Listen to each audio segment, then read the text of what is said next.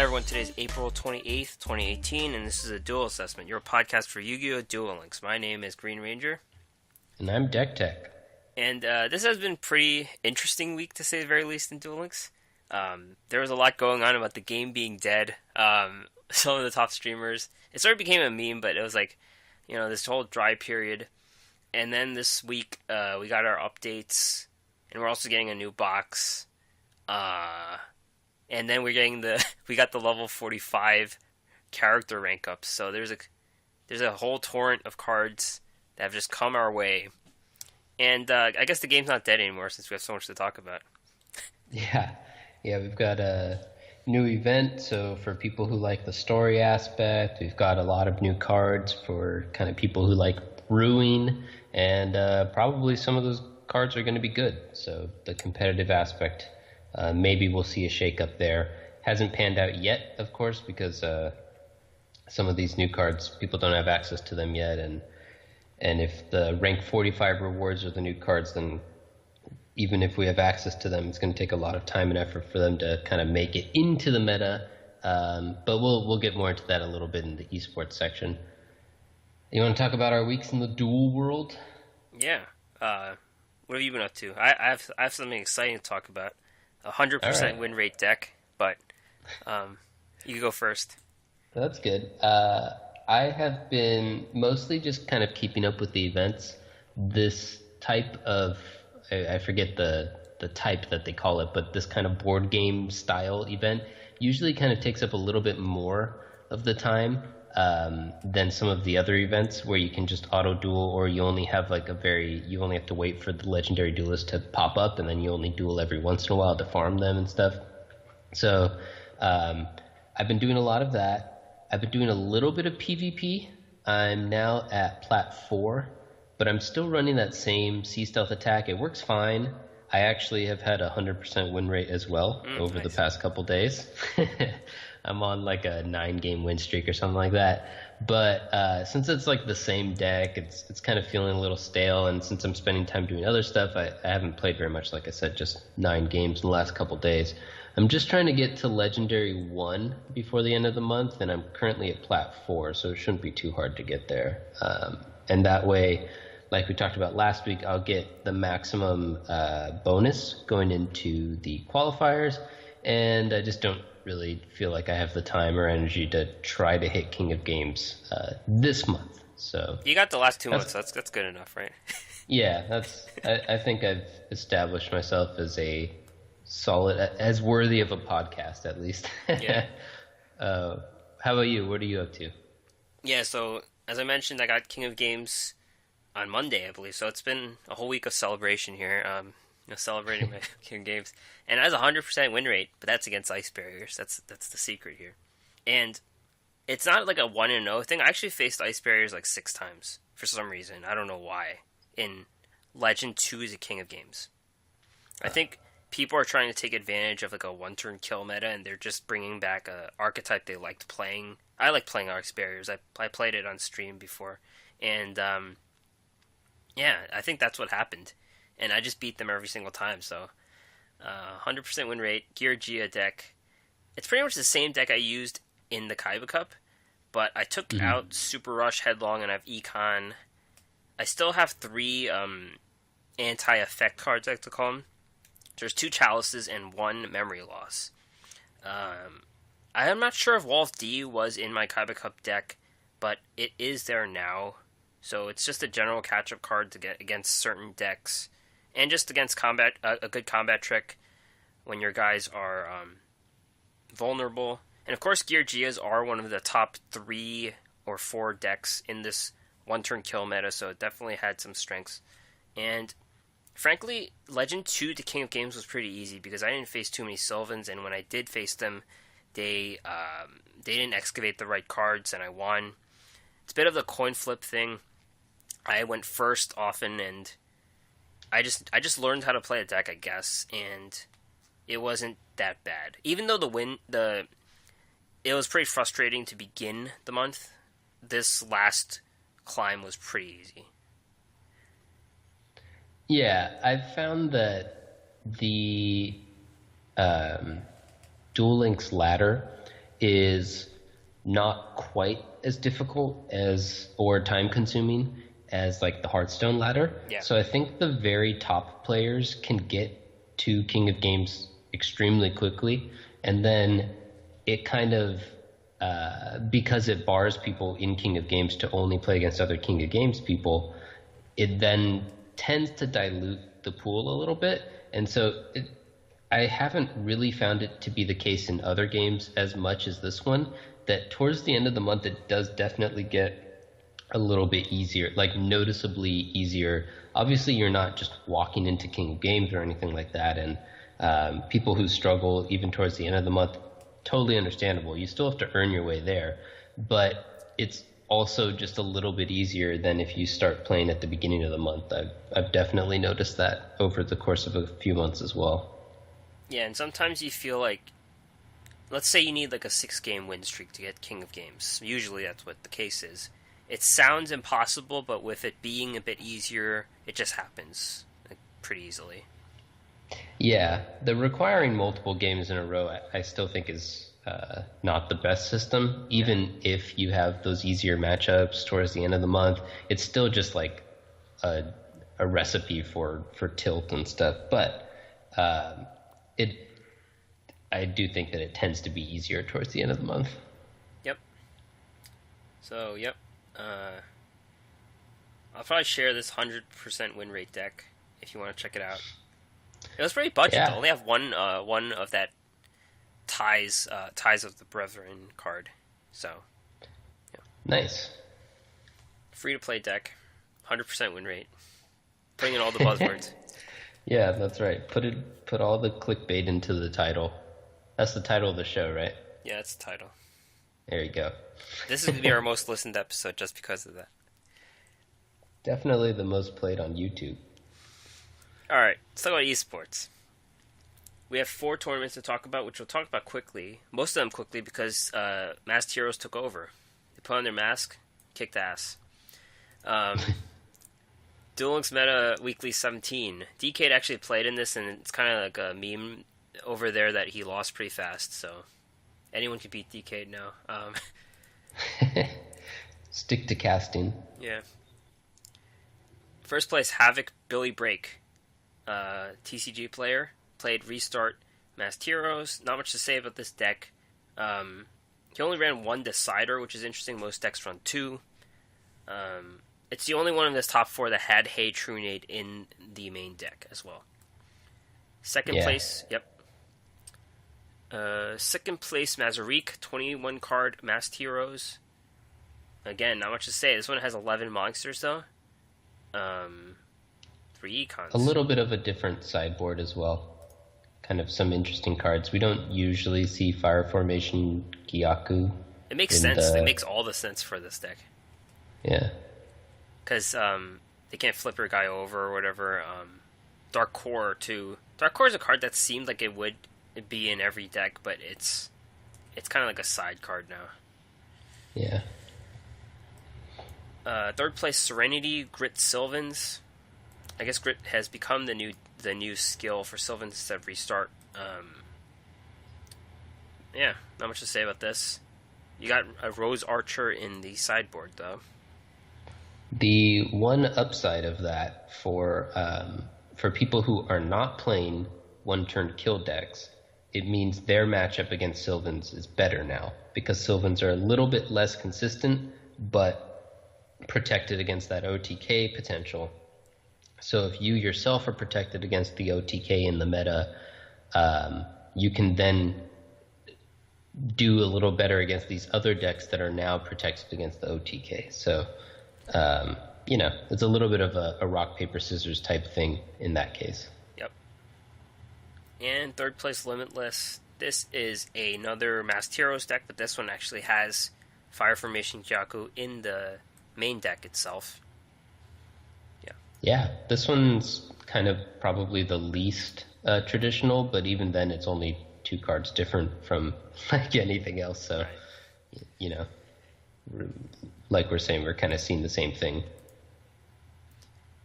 Dueling's Pro Tournament 16 is happening today, soon TM, in a couple hours maybe. So we'll talk about it next week. Duel Links Mini Open number 3. First place, Robin Williams Gaming.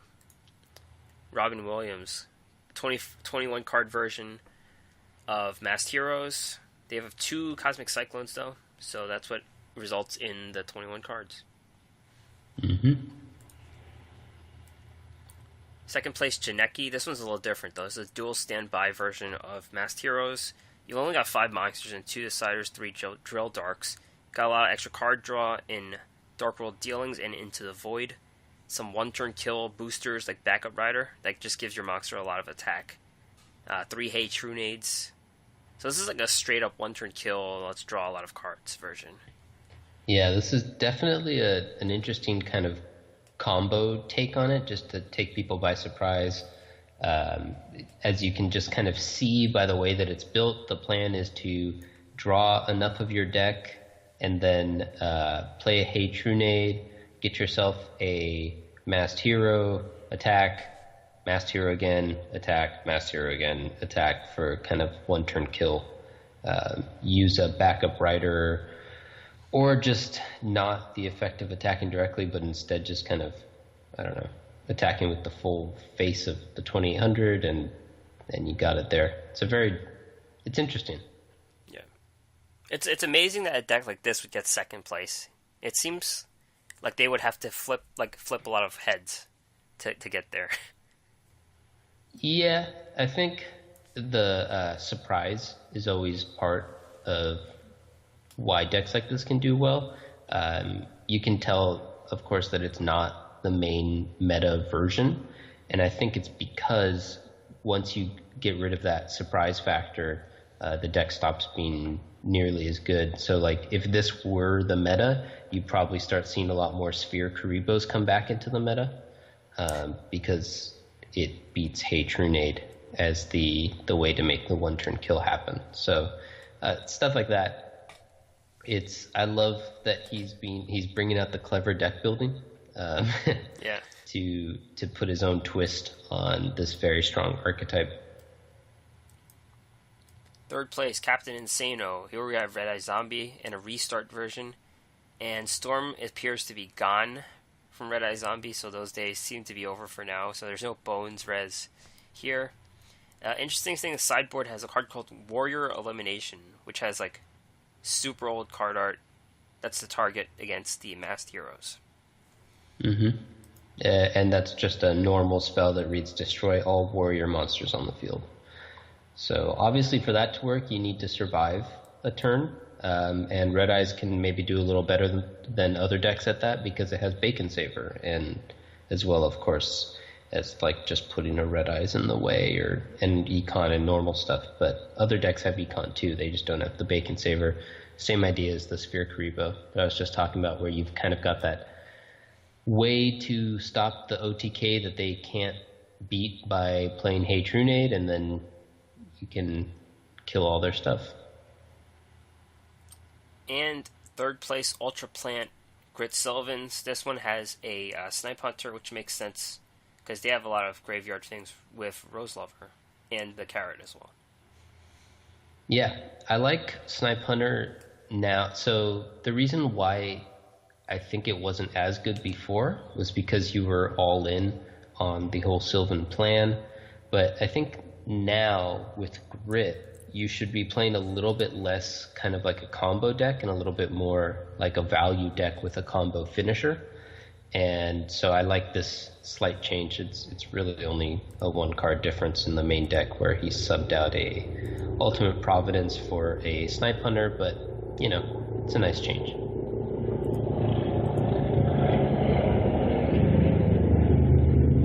Alright. That was like the loudest helicopter ever passing by. Yeah, I was like, do you have to pack your stuff and go, or are people invading your house? The cops are coming to raid my house or something. Yeah. I don't know.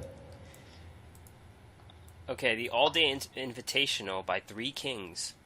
This is their 5th tournament, apparently. And first place, Mock Dragon. 22-card version of Masked Heroes. This one has Snipe Hunter. And, what's the other card? Cosmic Cyclone to make it 22 cards, pretty much. Cool. Second place, Mazariq, 21 card Masked Heroes. This is the same exact deck he brought to the Meta Weekly. So that's it. It Same deck. keeps doing pretty well for him. He's made his money back for sure. Yeah, he's got so much money from card games. Third place, Tecumseh, Masked Heroes. This is as boring as it gets. Like this version, there's like nothing exciting about it. It's just the econs as the back row. Well, this one has a mirror wall. I guess that's a little different. No Cosmic Cyclones, I guess. Yeah, this is pretty basic. And third place, Nyx, Grit Sylvans again. This one has Fragrant Storm instead of the Providence to help the card draw, I guess. Yeah, seems like a decent card. It also helps with the mirror match, so because you can target their stuff, and that's a very strong play. Oh, yeah, that's true. If you can get that in the mirror. We're not seeing a ton of Sylvans anymore, but I like that kind of slight hedge against the mirror match, so it's kind of cool. Yeah, and they have the Warrior Elimination if it's not the mirror match, if it's the Masked Heroes. Yes, that's right. You cover both of the decks in the metagame. They needed the system down. I feel like the Gear Gias didn't make it. I guess they beat the Gear Gias anyway, so whatever. Yeah, it's interesting. Ultimate Providence beats Gear Gias because they do the flip effect and then you kill them with the Ultimate Providence. So yeah, there you go. Sometimes when you're playing Gear Gias against Sylvans, you don't use the ability. You just attack because you know that it's Ultimate Providence. Like they tip it with they have one card in their hand playing it. They're tipping that they have Ultimate Providence or Divine Wrath. Yeah, I definitely noticed that as well. Sometimes with when I was playing against them with Sea Stealth, I would just normal summon my my whale and not use the effect and stuff like that, so that because I know they have an Ultimate Providence in there, and then at that point my guys are bigger than their guys for the most part anyway, and you can kind of win from there. Yeah. If you already have a Sea Stealth, then and you can just normal summon the whale, then that's a much better play, because then you have all the benefit, and there's no way they can blow you out with Ultimate Providence. Or maybe we all have Millennium Eyes. Maybe. We all see the Ultimate Providence. The MLM Coliseum hosted their first tournament today. I mean, this is not today. This was on Saturday, last week. But we're going to talk about the decks. ZZ Mondo, Grit Sylvans, first place. A regular Sylvan's deck, but there are 3 Solemn Scoldings as the only back row. Yeah, and 2 Sphere Karibo. So it's a little different than most of the ones you see. That surprise factor might have helped him take the first place.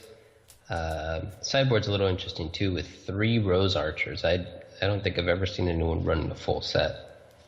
Yep. Second place, Captain Caps Lock.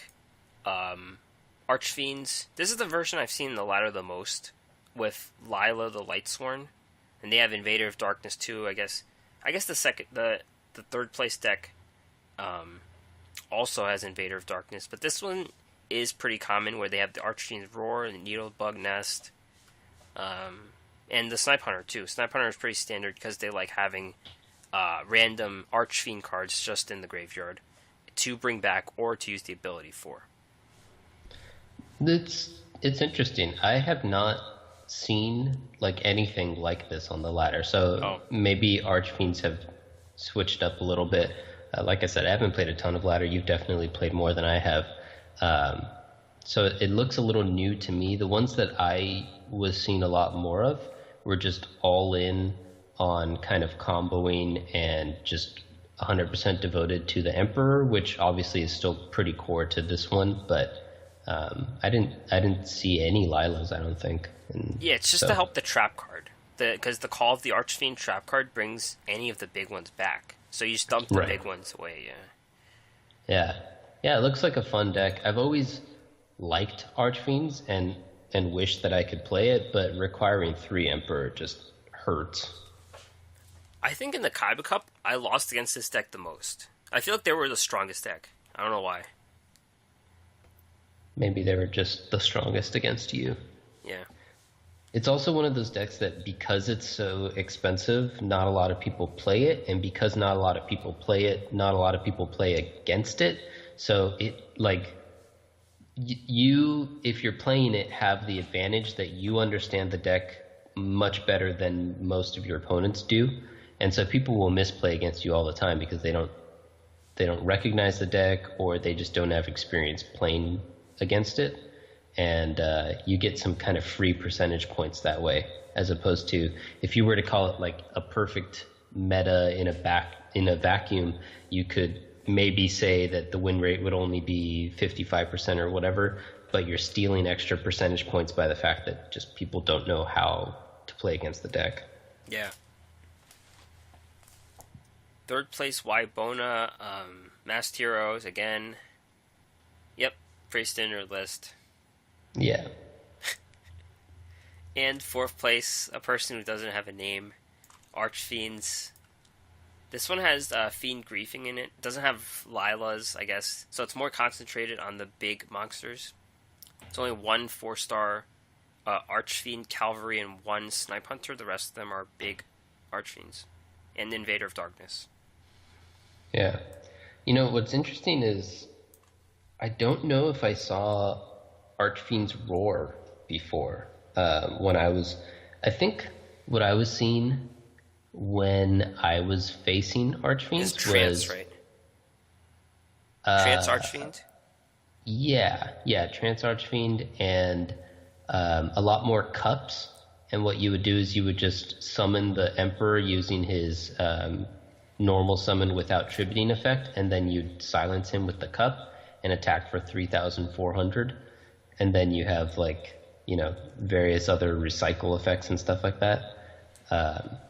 So neither of these people are running the silence effects. So that's interesting. They're kind of playing it just fundamentally differently in those early turns. This sideboard's also really interesting, by the way, for this fourth place. Lava Golem, Karibo, Forbidden Graveyard, and another Fiend Griefing. Yeah. Again with the regular Karibos. Yeah, everyone got enough of those from the free pack event. Yeah. Free card event. And in this event, in the Battle City or whatever we're doing, right. You can get Karibos from that too. So they're just everywhere. They're multiplying. That's what Konami wants. They want everyone to have 100 of them. Then they'll just blow up. Right, yeah, they're going to explode our phones. That's their end game plan for once people get tired of this game. They're like, oh, it's over anyway, sorry. Blow it up. Alright, so the big item is the level up reward. So all of our characters moved up to level 45, or they have the ability to move up to level 45. Right, yeah. The cap was raised. They didn't do it for us. Yeah. So each character will give you 550 gems, one deck slot, and one card.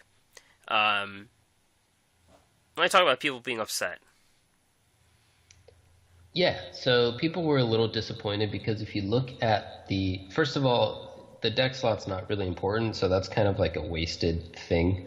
I haven't seen too much complaints about that, but I am definitely not particularly excited about the deck slot, and I would love it if that were some sort of usable reward instead. But the other complaint is that in the gem rewards, the first one is only for 100 gems, which is of course only 2 packs. But more importantly, comparatively, it's significantly less than the 32, 34, 37, 39 rewards, which were all for 200 or 250. The 28 through 30 rewards are for 200 up to 300 for the level 30. So following that trend, I think people probably wanted us to get something like probably maybe the same amount of total gems within that range, but just consolidated into 2. So you make it like a 250 and a 300, and then you get another card for every character or something like that. And that would have probably made us feel a little better. when you raise the levels, every time that you have to go up another level, it raises the amount of experience that you need for it. So these 100 gems for the level 42, and also even the 200 gems for the level 43, those ones are worth significantly less than those gems that we earned back at levels 28 through 30. And that just kind of is a little bit of a feels bad moment. My take on it right now is that it's going to take us a very long time to get all of these gems for all of the characters. So maybe over the course of that time, Konami is going to make it up to us with various events and stuff that are going to give us a gems influx through other means. But it is definitely worth noting that the amount of gems, especially when you're considering how much experience you put in, is significantly less with this level cap increase. Yep. But and also anyway, the leaks too. The leaks last week. So basically, most of our episode last week were talking about cards that didn't show up. It was nice to see them though, right? Like it would have been cool if that Mako card that destroyed all their monster zones showed up in the game. It was like I called it a reverie, but it would have been nice to have these broken cards. Yeah, sorry for everyone who sat through all of that and then didn't get the payoff of actually getting those cards. But we now have, hopefully you had fun with it too, listener. We now have, of course, the actual list of the cards that were given for each level up. And so I'm going to go through them and talk about the ones that we didn't talk about last week. So, starting with Yami Yugi, as we do, we've got the Dark Magic Inheritance. This was actually one that we did discuss last week, but I just wanted to note that it is a priority if you want to try to make one of those Dark Magician decks come back. This is a very good card for those decks. For Kaiba, we have a new one. We got Melody of Awakening Dragon. It's an interesting card. I'm not going to read the text of the cards because you guys can check them out in your own game. But this one is a interesting card with some combo potential, but it seems like kind of the time for comboing out Blue Eyes has passed a little bit. So I'm not sure even if this does get into a deck and it works, that deck will be top tier. But it is an interesting card. I'm also not sure if, as the cost for playing the Melody, you discard Kidmodo, if it then allows you to use Kidmodo's ability to get out one of the Blue Eyes that you just retrieved. If so, that'd be a really cool little 2-card combo. Again, even if that works, though, I don't think that this will be a top-tier deck, but it might be able to just be competitive enough that you'd be able to play it in PvP. If anything, you have a Lord of D playing a Blue Eyes guitar. Yeah, it's definitely one of those card arts that you're just going to enjoy having. Joey gets his second copy of Blue Flame Swordsman. It's a fine card. It's a little boring, but it does see some play, and getting a second copy will probably also see a little bit of play. I see it in like Sojin decks and stuff, which aren't common, but are decent. You tend to see them a little bit lower on the ladder, those are called Unga Bunga decks. Unga Bunga? Yeah, that's what people know them as. Unga Bunga Joey decks. Okay, sure. The next one is probably one of the more exciting ones, Amazoness Queen for Mai. It's the boss monster for the Amazoness archetype. The archetype's been getting like a trickling of support for a little while now, but it's never really broken out. This card is really strong. It's got decent stats for a 1-sack monster, lots of support cards from the archetype generally, and it protects itself and the other Amazoness monsters. Particularly good synergy with Amazoness archers, which requires them to attack into your guys, and then your guys don't die, so they just kind of lose probably all of their guys, and they can't really trade that well. Amazon is Sage, so that you can just continually destroy some back row stuff without the downside, without too big of a downside, I guess, of playing the weaker attacking monster. Amazon is Onslaught, and Amazon is Spy. Amazon is Willpower, and maybe the Amazon is Swordswoman, so you can get multiple attacks in with the Swordswoman, kind of use her as recurring burn. Although that might just be in a different type of deck. You might just not be worth it to run the queen in that. Anyway, so all of those cards work well with it. So this is a priority if you want to try to break Amazon as queen into the meta. I'm pretty interested in that, like some of the other people are, but you might also just want to wait to see if it becomes meta, because since it's nowhere now, there's a strong chance that even with this huge buff, it still just only ends up being a tier 3 or tier 4, or remains just not quite good enough. So you might want to wait on that. Taya got Miraculous Descent. It has some synergy. It allows you to bring back a fairy that was banished, so it has some synergy with the cards that banish light and or dark monsters from your graveyard, like Dark Flare, Blackluster Soldier, other Blackluster Soldier, and I think it works with a few very specific cards, like Cards from the Sky, which uses slightly different language, but I'm assuming it means the same thing. There's no obvious place for the card, and it's not really like a build-around type card, but it could kind of just work in a whole all synergy deck. I'll probably try that one out. I don't think it's going to break the game or be like super good, but it seems like a solid card. Yugi Moto got Tackle Crusader, which is the second copy of it. It's a solid card. The first copy saw some play, mostly in Grass's Greener Magnets and in other Grass's Greener decks, but it's just a solid card. So I think a second copy will likely see at least a bit of play in similar decks. I don't think it's like a huge priority, but I do think it's a good card, so you might put that towards the top of your characters to level. Weevil gets Howling Insect.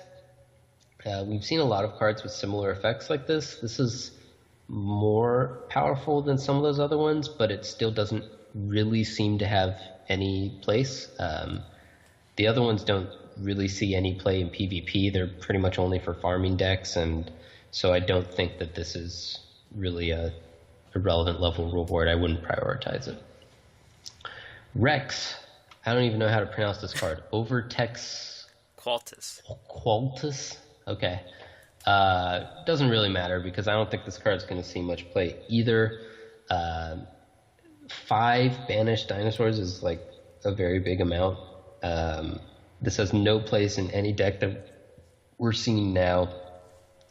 It does seem like a bit of a build-around card, so if someone does figure out some way to make it work, this will probably be required for whatever deck it's in.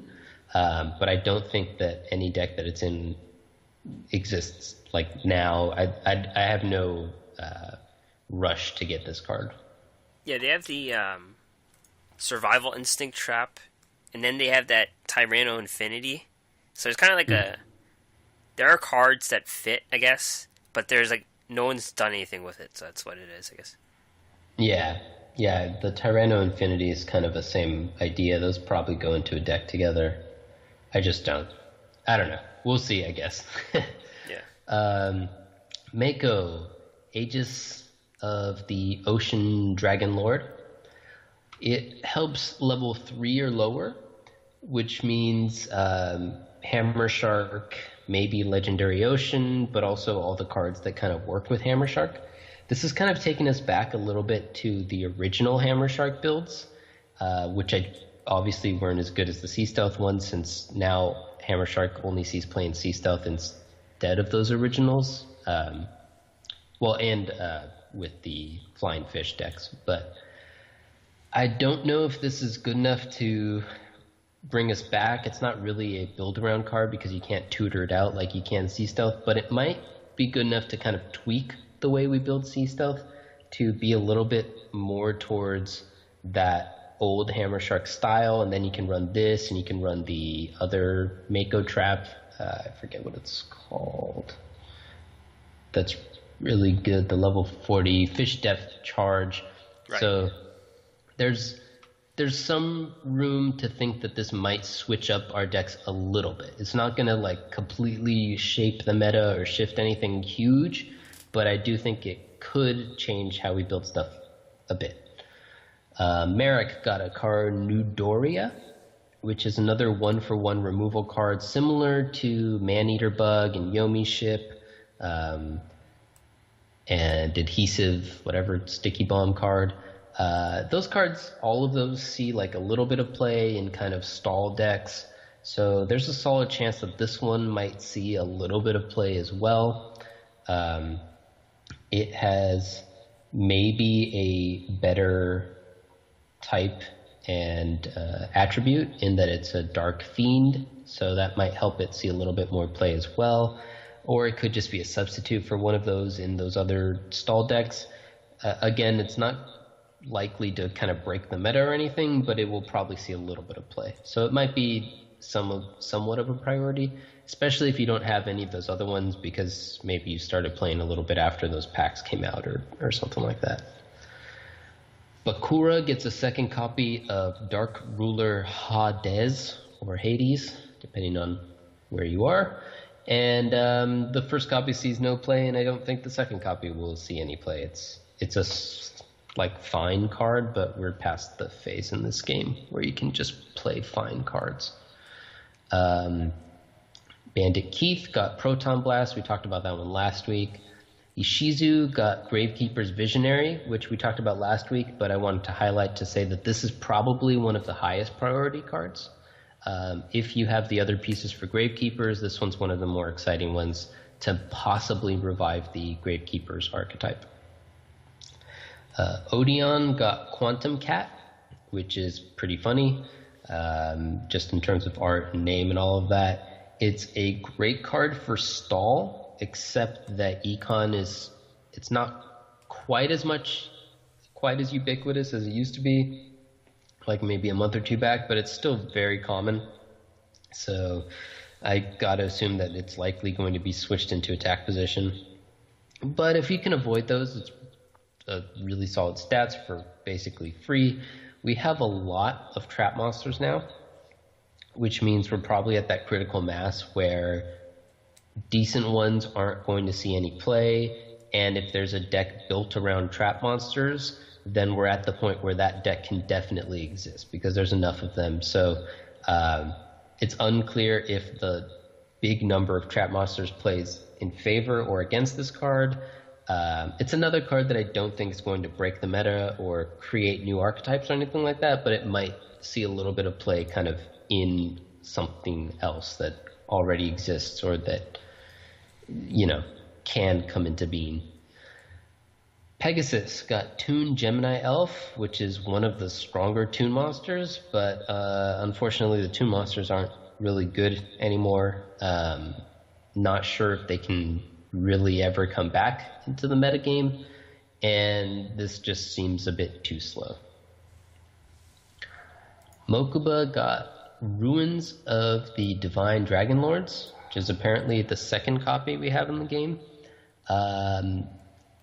I didn't even realize we had a first copy in the game. That tells you how much impact this card has had on the game.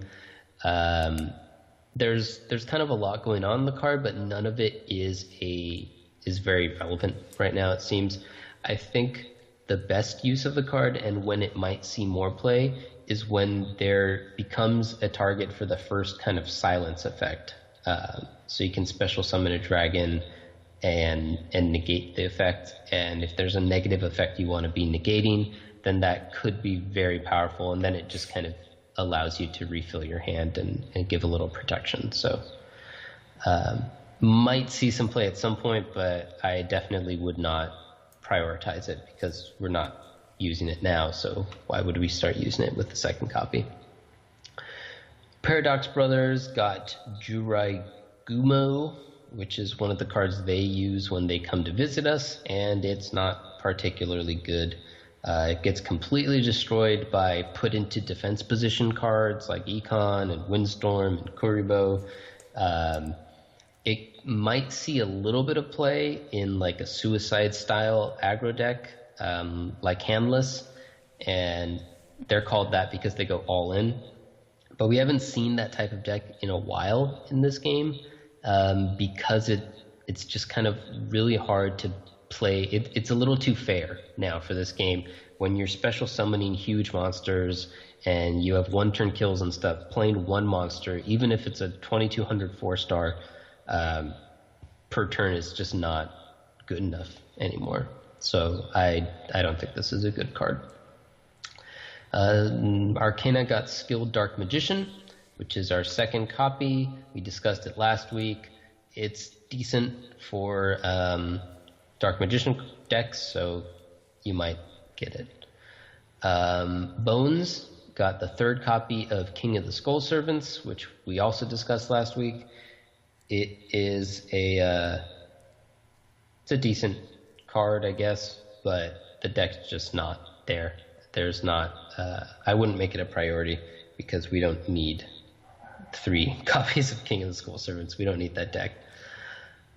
Moving over to the GX side, Jaden got Card Trooper, which kind of works like a Sylvan style, Sylvan Activator maybe, but it doesn't have internal synergy when it gets sent to the graveyard, so I don't think it gets placed into that deck.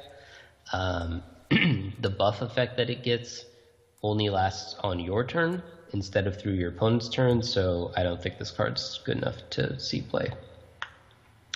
Aster got the second copy of D-Hero Plasma. The first copy saw a little bit of play earlier on in the GX meta. It's a little bit of a build-around card, so I think maybe having a second copy could make the first copy a little better because now you can build around the deck a bit more. But unfortunately, it seems like if you're playing heroes, you might as well play Mask Change, and so I don't think this card will see a ton of play, but it might see a bit. Jesse got Crystal Bond, which was one of the ones we talked about last week. Chaz got Ojama Assimilation, whatever. It's a pretty crazy build-around card that requires you to play both Ojamas and Light Machines, which is a weird little combination, and we haven't really seen a lot of Light Machines that are specifically named on fusion cards. And finally, it's hard to build around a spell card that you only have one copy of and you have no way of tutoring. But it's a really strong effect if you can get it to work. And it's an interesting card, and I don't think it's going to be good now, but I have my eyes on it. If we get another copy or two, I think there might be something here. Being able to get it to work will likely be a one-turn kill type thing if you can make it happen. So I have my eyes on that one. Alexis got the second copy of Swing of Memories. This is another type of card that gets better when you have more copies of it because it's a bit of a build-around card. Even when it's like at its best, though, it's not breaking the game because it's not a quick play. So you can get out a Blue Eyes or a Dark Magician for a turn, and that might be good enough with their support cards or just because they're beefy. It might be a little one of the priorities on the GX side. It's probably going to see a little bit of play, but not enough to really have a big impact on the meta or anything. Crowler got the second copy of Ancient Gearbox, which is just like a bad card with a weird condition and a payoff that isn't that good, and probably won't see any play. Bastion got Carbon Eden, which we talked about last week, and is one of the better cards, especially on the GX side, so might be one of your priorities. Cool. So those are all the cards that we will... This level cap will probably be for a while. I'd say at least 6 months.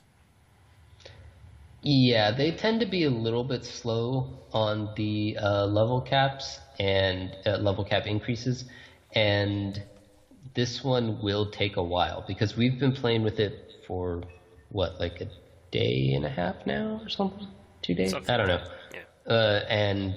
and it just takes so much experience. Even with the 1.5 experience campaign that's going on right now, I've only gained a couple levels like throughout all my characters. So it's definitely going to take a while to get to all of them at max again.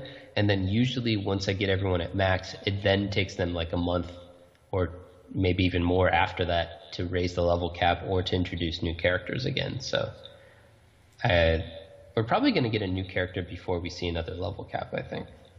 Yeah, next week. I think we're getting a new character. Oh, yes. Yeah, definitely then.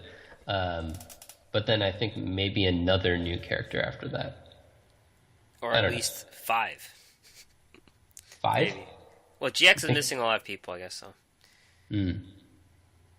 You might have card games on motorcycles by then, too. You think we're going to the next world before we get our next level cap increase? I would say no. Yeah, I agree. But I do think we're getting kind of close. Like, yeah. I think maybe within the next year we'll be in the next, I don't know, season or world or whatever. But anyway. They'll have to introduce synchros. We'll have to learn how to play synchros by then. Oh, man. I'm an old dog. I don't know if I can learn new tricks. Yeah. It's a good challenge. Alright. The main event this week is the Battle City Showdown, Duelist Chronicles, as we alluded to. It's a great way to earn gems, new cards, learn about the storyline of Battle City, who fought who, things like that. They are giving away a item called Divine Offerings, and they don't really say what it's for yet, so we're just collecting these things as part of our duel assessment. Try to do 5 complete runs of the event so you could get all the non-gold rewards. And got some new cards too. Skilled Blue Magician is a lot like Skilled Dark Magician, except it's 1800 attack, and instead of special summoning the Dark Magician, you get Gaia the Fierce Knight instead. Who is probably worse than the Dark Magician because he has less support. Yeah. Dark Sage. Some deck where you're running Dark Magician and Time Wizard. And you'll have to have hit aheads on your Time Wizard. Yeah. Yeah, probably not going to see much play that one. Fusion Sword Murasami Blade. Equipped spell gives your warrior 800 attack, and it can't be destroyed by card effects. I mean, you have Backup Rider for the Masked Heroes right now, so I guess that's a bit better than this card. Yeah, no extra benefit, really. Yeah. And 1,000 Needles. And it's a 1800 defense monster. If they can't get over it, they get destroyed. So they have to be 1700 attack or less. And unfortunately, most things are 18 or 19 now. So, yeah. Yeah. Would have been really good a while ago, but now it's not really playable. So that's the event. I haven't finished all the cutscenes yet. I think I have 6 cutscenes. But I want to see where they go. They might have the Yugi versus Joey game, too. Yeah, I like that they've added a little directory of all the cutscenes, so you can, like, if you miss one because you're not paying attention or whatever, and you're just skipping through stuff, or, I don't know, you're in a hurry at the time, but you want to go back and really experience it later, that's a nice little addition. And it also means that we're not going to have that Noah story arc, too, so that's good, too, because that happened in the middle of this, so. It was non-canon, okay. I guess. Yeah. They fixed it.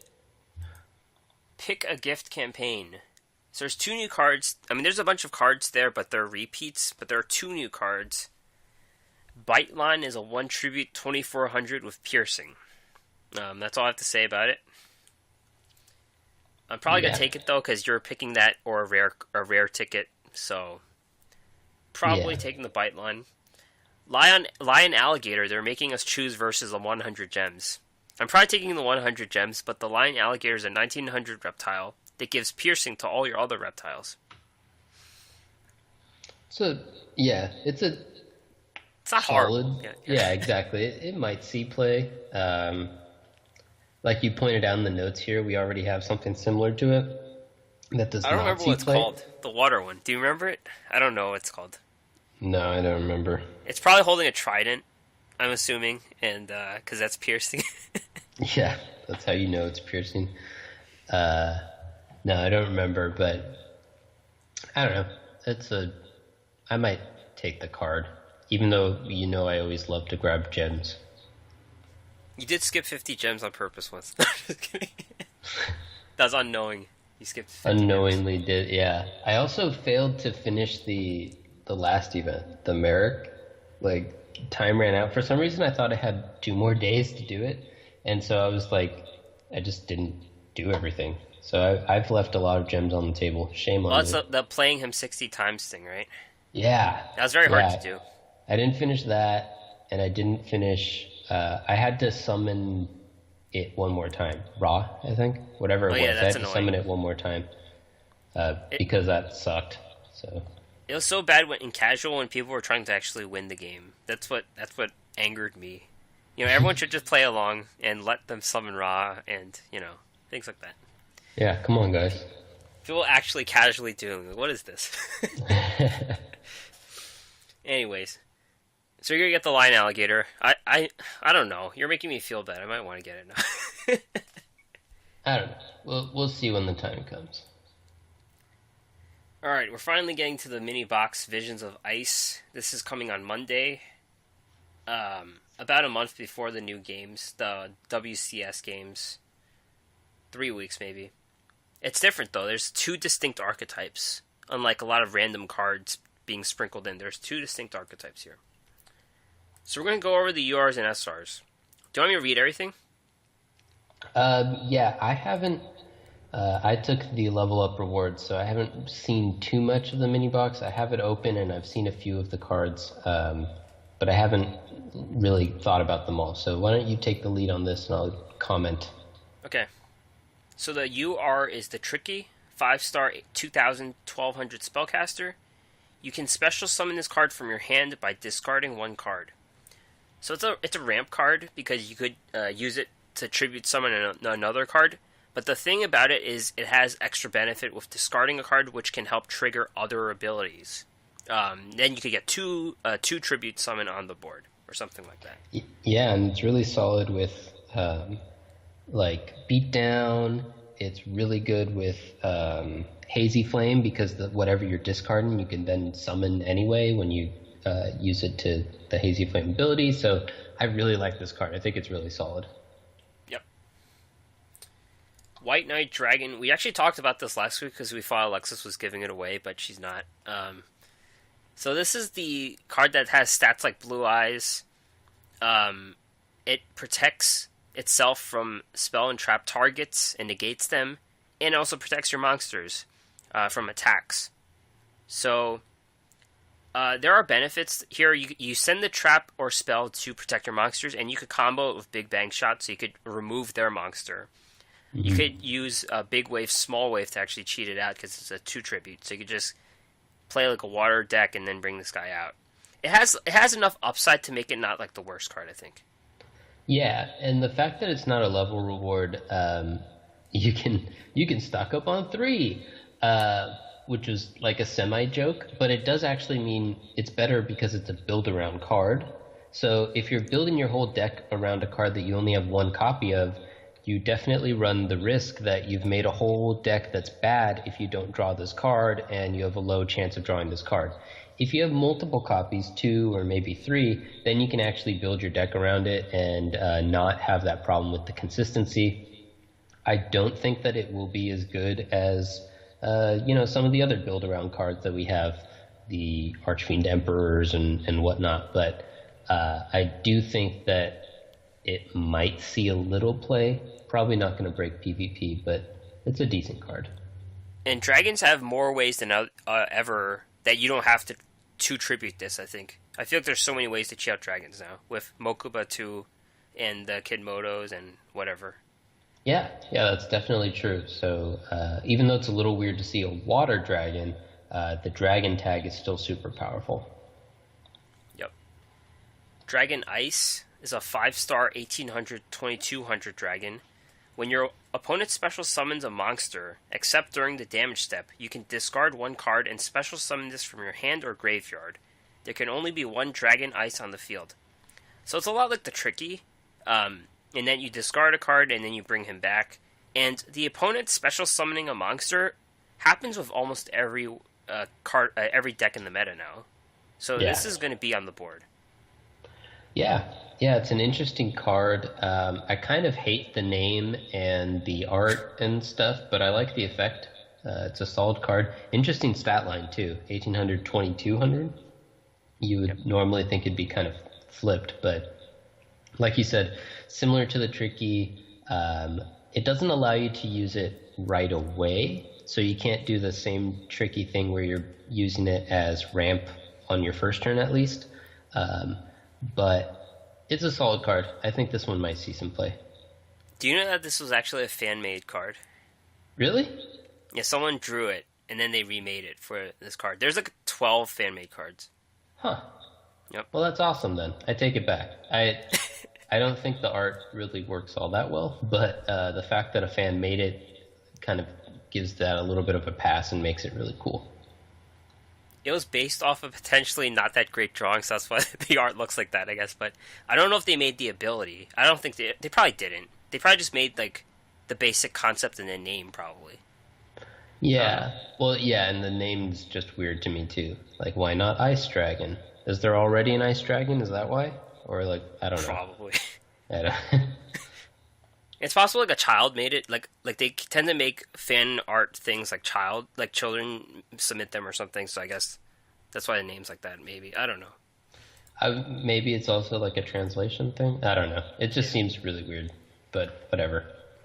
I'm all for giving fans a little bit of love.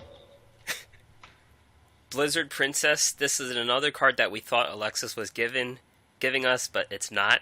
And that's good, because this card's pretty good. I considered it one of the best GX cards that we didn't get. But it's a 1 tribute 2800, and it has that built-in anti-magic arrows ability when it's summoned. Well, just to correct a little bit, it's 2 tribute, but its effect is that you contribute it by attributing 1 spellcaster. Right. So you can do it either way, and then it gives you that anti-magic arrows effect. I like this card. Yeah, I like the art better, too. There's a whole ice theme going, yeah. Yeah. Okay, now we have a spellbook card. This is the first of a spellbook archetype, which we'll talk about, which I don't believe is an archetype that's playable. Spellbook Magician of Prophecy. 2-star, 500, 400 spellcaster. When this card is normal summoned or flipped up, you can add 1 spellbook card from your deck to your hand. Basic tutor card. It works in attack and defense. Yeah, the slight correction is that it has to be 1 spellbook spell card, so he can't find another copy of himself or any other spellbook monsters. Right. But and all of the spellbooks are magic cards. They're not trap cards. So yeah. Cool. Yeah. So we're gonna talk about those a little later. Mage Power. Do you remember this card? No. Oh, this is before your time. Yeah, Equip spell. The equipped monster gains 500 attack and defense for each spell and trap you control. So obviously, with a 5 spell trap zone board, this was pretty OP. Way back in the day. This came out in Magic Rollers. I remember that's why it's called Mage Power. And that was like the 3rd booster pack, I believe. So this was really OP. In this game, you could get maximum 2,000 if you have a field. Yeah, or you can equip 3 Mage Powers, and then each one gives 2,000. Plus the field. Yeah. Woo! Yeah. Equip cards aren't good, basically, almost as a rule. But this is a huge buff, and I could totally see, like, I don't know, you play Hey Trunade or something first, and then you play just this huge buff. Yeah. And then there's just also make sure you connect. Are you familiar with United We Stand? No. So it came out in the same set, except it's 800 for each monster you have. Oh, okay. Yeah. This is better though because you could fill up your whole spell trap zone, right? At once, and which is obviously why the buff is smaller. But It also, they don't even have to be face up, so you can just like have things set, right? The spells It and says, traps could be set, yeah. yeah, so that's good too because you don't even have to go all in. You could just have you could have spells and traps that are protecting your play and stuff. So I don't know. I hate equip cards because I know that they get 2 for 1 often, but this one actually I like. Yeah, it's on the good side. Yeah. Spellbook of Secrets is a regular spell card. Add 1 spellbook card from your deck to your hand except Spellbook of Secrets, which is this card. You can only activate 1 Spellbook of Secrets per turn. So you tutor any of those spell cards or that monster we just described. Yeah. So that's 2 tutor effects for this archetype, which means that if you have any of the spell books are good, then you have a lot of ways to get it. But it sounds like you were saying none of them are that good. So Maybe 1. okay. All right. Well, hey, it only takes 1 with all the tutor effects. I don't know. We'll see. Spellbook of Life. This is an equip spell. Banish 1 spellcaster monster from your graveyard and reveal 1 other spellbook spell in your hand to target 1 spellcaster type monster in your graveyard. Special summon that target and face-up attack and equip this card.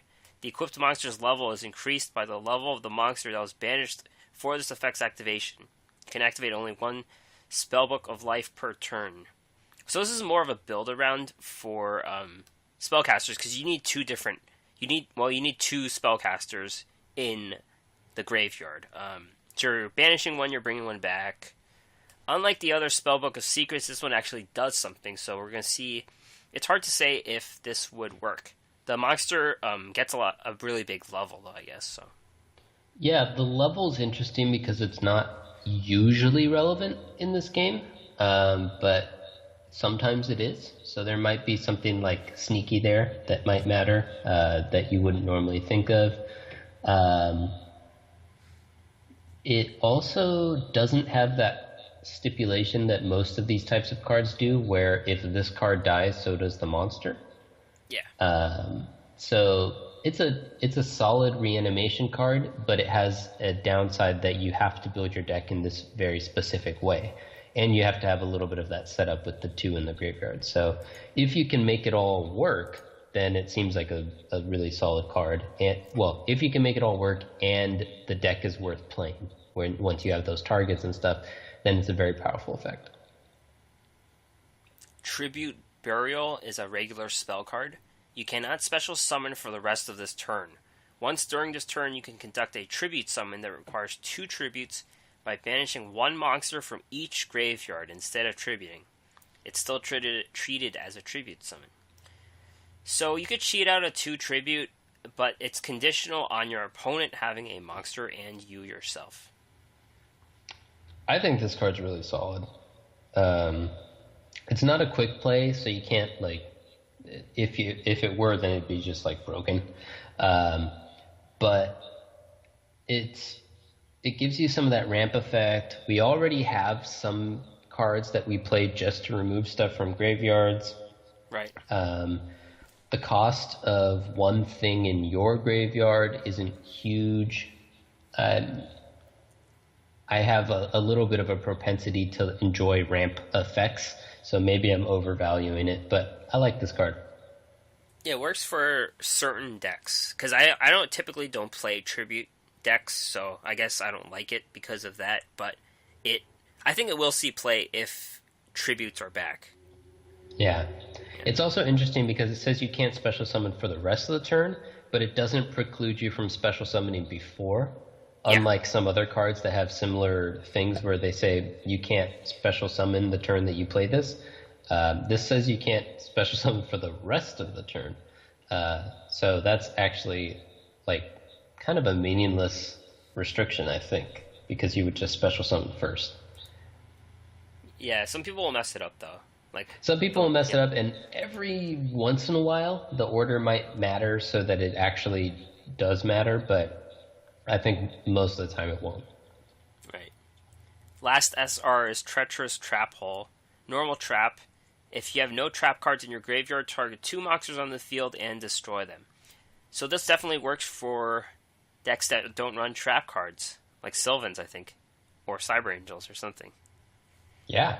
Yeah, this is a really powerful card if you can build your deck with just this as your trap card, or maybe one or two other traps, but you just have to kind of, be careful about how you're playing it and make that judgment call to whether it's worth it. But we have enough powerful spells like Econ and monster effects like Kuribo and Bacon Saver that you can do combat tricks and stuff without relying on traps.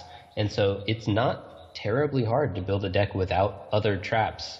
Or even if you do run other traps, they could be ones that don't kind of end up in your graveyard. So traps that remain on the field, or traps that get banished once they go to the graveyard, like, I forget what they're called, the Paleozoics or something? Right. So I think this card's super good. I bet this one's going to see some play. Yeah, the thing about it is it has to hit 2, so sometimes they might econ something and then you have to destroy your own thing. So just look out for that part. Yeah, you could definitely have some potential to get blown out by it. So you have to be a little careful. All right, the other cards. Gemini Alpha's here. You were excited about that. That's right. Old school. Let's talk about the spellbooks. I don't think they're going to be an archetype. Just saying. Just saying. All right. Which one was the one that you thought might be good? It's our spellbook of Power or Fate. Let me see. Let's see. Spellbook of Fate. Quick play spell. If you control a spellcaster monster, you can banish up to 3 spellbooks in your graveyard. Apply this effect depending on the number of spell cards banished for this card's activation. If there's one, return one set spell or trap on the field to the hand. If there's 2, change one monster on the field to face down defense or face up attack. 3, banish one card your opponent controls. This reminds me of one of those Dark Magician cards where there's like how many Dark Magicians are in your graveyard, and then you activate like a bunch of different things. Yeah, it's an interesting card. It's got some utility. The problem is that it requires you to play more of these spellbooks, and if they're not good, then it's like, for this to be good, you have to make the rest of your deck worse. But it does work well with the tutor card, because the tutor spellbook, you tutor this one, and then you have at least one target to use at least one of the effects. So it's a decent card. What you just mentioned, check out Reaper of Prophecy. All right. This one only works if you have at least 3 different spellbooks. And then it's 4 and 5. So it requires you to run 5 different spellbooks. Yeah, with different names too. That's even worse. Exactly. So you're running a lot of mediocre cards. Spellbook of Power, for example. They gain 1,000 attack. But there's only a benefit if they destroy a monster by battle. So it's only 1,000 attack for 1 turn too. So it's just like a 1 turn buff.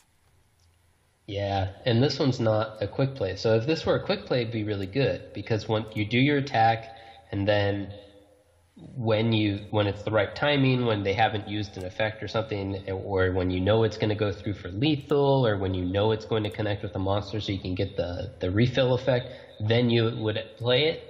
But since it's just a normal speed magic, it's just asking you to get 0 for 1 on it. Or 1 for 1, I guess. Yeah. I think the spellbook libraries are no good. They're just cards if you didn't draw right. Because it's kind of like a magical mallet for your spellbooks. You draw them if you don't have any in your graveyard. So that's only useful for the first turn. Mm-hmm. There's just a lot of these spellbooks that do nothing, in my opinion. Like, you're filling your deck with not good spell cards that don't do anything, and then you need like 5 or 6 of them to do all the effects. It just doesn't seem to make sense to me as an archetype. It's interesting. They also seem to kind of refill themselves or get other ones a moderate amount. So I think the fact that they've limited them to playing 1 per turn is because the combo potential there is, if you could just play like 20 spells in one turn because they're all getting each other and getting themselves and stuff like that, then there's a really big combo potential there. But since they've limited a lot of these ones to just you can only play one of these per turn, it would be a lot harder to do that type of combo thing. So just the general way that these cards work makes me think that there might be a little combo potential there, but the limitations on the cards themselves makes me think they probably protected against that. I think I like Justice of Prophecy too. It helps you tutor 2 cards, I believe. It's one level 5 or higher light or dark spellcaster and a spellbook. That kind of makes me think this one could have this could be included in some, other spellcaster deck because it says light or dark, level 5 or higher. So obviously Dark Magician or some other light spellcaster card. Yeah, for sure. So this one seems solid because, like you said, it's card advantage. You only have to play one spellbook really to make it work because it can tutor that same spellbook So this one seems to require a lot less of you to make it happen, and then the effect's pretty solid. So that's nice. It's only rare too. Yeah, I think the cards that require fewer spellbooks are good, and then the ones that are like you need 5 or 6, like the Fool of Prophecy. You need 5 or more spellbooks to special summon that monster, and it's a 1600 that has to stay on the board. I don't see these cards being good, but they could be a part of another archetype, I think. Yeah. So we have like all the reviews of all the spellbooks, but we're not going to go over all of them because I found them pretty boring, frankly. But yeah. Let's talk about the second archetype, the Gustos. Gustos are winged beasts and psychics. And the winged beasts are the helpers, and the psychics are the things that actually do exciting things. And psychics were a deck in Duel Links, so they do have support. That's good. Cool. Gusto Thunbolt. This is like one of those cards that gets you, when it gets destroyed, you can special summon a card from your deck. You just mentioned it. But it's a psychic, wind psychic with 1500 or less defense. So that's pretty much all of the wind psychics we have in this game. Mm-hmm. And one card I thought about is Space Time Police. And Space Time Police, when it gets special summoned, you could banish a card from your opponent's side of the board. Nice. Yep. And it's like 2300, I think. So there's some combo potential. Also, any of these new Gusto cards are special summoned with Gusto Thunderbolt as well. That's nice. So it has like internal synergy within itself. So that's always nice. This one's pretty cool. Reese, Whirlwind of Gusto. She looks like a character. I don't know what, like an anime somewhere, but 5-star 1900 1400 psychic. Once per turn, you can return one card from your hand to the bottom of your deck to target one monster your opponent controls and one face-up Gusto monster, and then you switch control of them. So you could give your opponent a really weak monster and take their really strong monster permanently. Yeah. It makes me want to look at all the Gustos. Yeah, so presumably you're going to get to the Griffin next, but I like that. That's a fun little tricky thing. It seems a little memey, but you could probably set it up so that it might be worth it. Yeah, the Fun Bolt brings this right out, and then you could just like play a weak monster next turn and then switch them. Yeah. And it's actually, like, psychics are actually doing psychic things for the first time. It seems like this is a psychic thing. Gusto Griffin, 800 300, Winged Beast. If this card is sent from your hand to the graveyard, you can special summon one Gusto from your deck. One Gusto monster from your deck. You can use this once per turn. Another way to cheat out an ability. It's just a discard for special summon from your deck. Yeah. So it's got a good effect when you discard it, and it's also that target for the mind swapping thing where you're switching monsters. So you can use it kind of in both ways in your deck, which is nice. I like you have internal synergy now, and you have a little bit of flexibility, and I kind of like where that's shaping up. Yep. Cam, Serenity of the Gustos, a 1700 attack psychic. Once per turn, you can shuffle 2 Gusto monsters from your graveyard into your deck, draw 1 card. And it's got no negative abilities, so Yeah. and then you can special summon them again. So Yeah, solid card. What is it called? The Naturias have a similar card, which back when Naturias were meta, it saw some play. And this has better stats, so I expect this to see some play too. Windar, Sage of the Gusto. This one, I think, is less good. It's 6-star 2000, which means it can get out for free, which is a good thing. When this card destroys a monster by battle and sends it to the graveyard, you can target 1 level 3 or lower Gusto in your graveyard, and you can special summon it in defense mode. So, like, the ability has to trigger when he destroys something, and 2000 is kind of on the brink. But you can get him out for free, so that's something. Yeah. Yeah, I'm liking this with Bastion, by the way, because they're all wins. So Yeah. We already saw a little bit of Bastion seeing play with Psychics, more on the Earth side, I think. But I think it also could work with the Wind side now, Psychics. Yeah, no one's ever used Bastion's Wind attribute for some reason. Like, Wind is like the lost... Literally no child. one ever. Yeah, Harpies. I agree. Harpies was the main. Right, yeah. Not ever since Harpies left the meta, we haven't really seen any wind monsters making an impact. Yeah. Musto, Oracle of the Gusto, is a 1800 attack psychic. Once per turn, you can target 1 Gusto in your graveyard and 1 face-up monster on the field. Shuffle the first target into the deck, and then you can negate the second target's effects until the end phase. So you bring back a Gusto into your deck, and then you negate the effects of a card.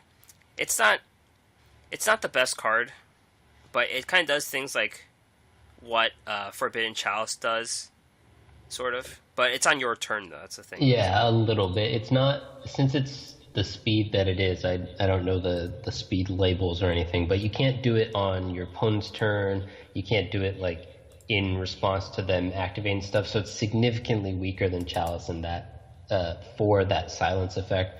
There are some cases in which you might still want to use it for that effect. It's got decent stats. It might see play. I expect it probably won't, but it might be, with just the good stats, it might just be part of the deck where you're just cramming all the Gustos in. Gusto Kodor is probably the worst one. It's just a 1000 attack winged beast. When it destroys a monster by battle and sends it to the graveyard, you can special summon the Wind Psychics with 1500 defense or less. So you need 1000 attack to destroy something, which is why it's bad. So yeah, that's not going to happen very often. The only thing I have to say about this is Kodor. Yep, they took out the N from Condor, I guess. Yeah. Or switched it from Hodor. That's what I was going for. But... Oh man, I'm not getting these things. This is a really good card. This is the last Gusto card. Contact with Gusto, magic spell regular spell card. Target 2 Gusto monsters in your graveyard and one card your opponent controls. Shuffle both targets in your graveyard into the deck and destroy the opponent's target. So this is their version of Psychokinesis. But you can run Psychokinesis here, so you can have like 6 hard removals in this Gusto deck. Yeah, seems really solid. You'll have to remind me what that semicolon means. Does that mean that if they activate their card or remove one from your graveyard, the whole thing fizzles? I don't know. Okay, well, we'll see. No, that would fizzle, I think, because then you won't have 2. Right. Yeah. I think that's how that would work, but I'm not 100% sure. But yeah, it seems pretty solid. I think I'm with you where the Gustos seem to have some potential. They seem good, but still a little on the fair side. Yeah. Where we've gotten to a pretty unfair state of the game. But I think the contact with Gusto plus Psychokinesis plus Bastion's ability might just be enough to all kind of combine and make it work. Yep. They're all R's and N's too. So Yeah. you could just like buy random packs and then you'll get all of them. Yeah, that's really nice. I do appreciate that I can try out the archetype without spending like a fortune. Because it's always a bummer when there's a new and exciting archetype that you want to try out, but you're like, do I really want to devote 10,000 gems to this box on something that might be decent? Yeah, I think we both settled on just one deck in the last 3 boxes. Yeah, because you couldn't afford other stuff. I would love to put a little bit more into trying out some other stuff, but it's just kind of not quite the right time for that. So yeah. And then some other random cards. Creeping Doom Manta is pretty much Jinzo, because when this card is normal summoned, no trap cards can be activated. So it's Jinzo and a 1300 attack fish. So whatever that is. That's a card. Tricky Spell 4 works with the Tricky. You sacrifice your Tricky, and then you bring back these tokens with 2000 attack and 1200 defense, but they can't attack. Huh. Up to how many monsters your opponent controls. So it's like Cosmic Compass, and then you flip it, and then you bring back tokens. So yeah, it's an interesting. It's a little weird because it's like defensive, because they're in defense position and can't attack, but their defense is so low. You can use them for tributes, and it's a quick play. So you could use this with Arrival Rivals and bring a Ra out. It's a quick play because then you could bring a Ra out. It's like, oh man. And Chain Dispel, trap card. When a spell or trap is activated, destroy all cards in the controller's deck with the same name as that card. So it's like Chain Destruction. I like this as a tech card, like a sideboard card. Yeah, it's pretty solid. It doesn't negate the initial one, which is a little bit of a bummer, but it's a pretty solid effect. So that's a set. Honestly, this is not the best set. It's underwhelming compared to the last few, which is good because if you want to save up for the next one, you could just skip this box. I think. I don't think anything groundbreaking coming from this deck. This box. Yeah, I agree. It does not look super strong. It looks like something a little bit interesting, but probably one that you can skip or just put a little bit of money into or gems, of course, if you want to play just maybe the Gustos that are only R's and N's, then, or Gustos, whatever. I think I might do that. Yeah. Cool. Unless the next box is coming in 2 weeks, which is very likely. Yeah. Yeah, they always get us like that. All right. You want to just read the upcoming news really fast? Yeah, sure. All right. So we've got a couple upcoming events that have either already been announced or were recently announced. In early May, Elegant Mai is returning. We're also obtaining a legendary Duelist, Syrus, with the Duel-a-thon. Is Syrus confirmed, or is that your guess? Pretty much everyone's saying it's Syrus. So okay, all right. So probably Syrus. In mid-May, we're getting Arkana at the gate, and Jesse's coming back. You can another chance to get him. In late May, Tristan's coming back, and he's actually going to be dueling, or we're dueling against him, or something to actually be in the game instead of just as a joke. Late May, the Duel Links World Championship will begin. And in early June, we get another Duel-a-thon, and Zane is coming to be roaming the Duel World, and Tag Duel Tournament GX, which is interesting. I think a lot of people are going to be pretty excited about that. And then there's no time frame for this one. Improvements to the Vagabond. What's that? What do you have in mind for that? He might have brain surgery, so he plays a little better. Okay. Do we have any time frame on that, or? Nope. They just said it was going to happen sometime. Cool. At some point. All right. So we went through a lot of stuff this week. Thanks for sticking with us. Yeah.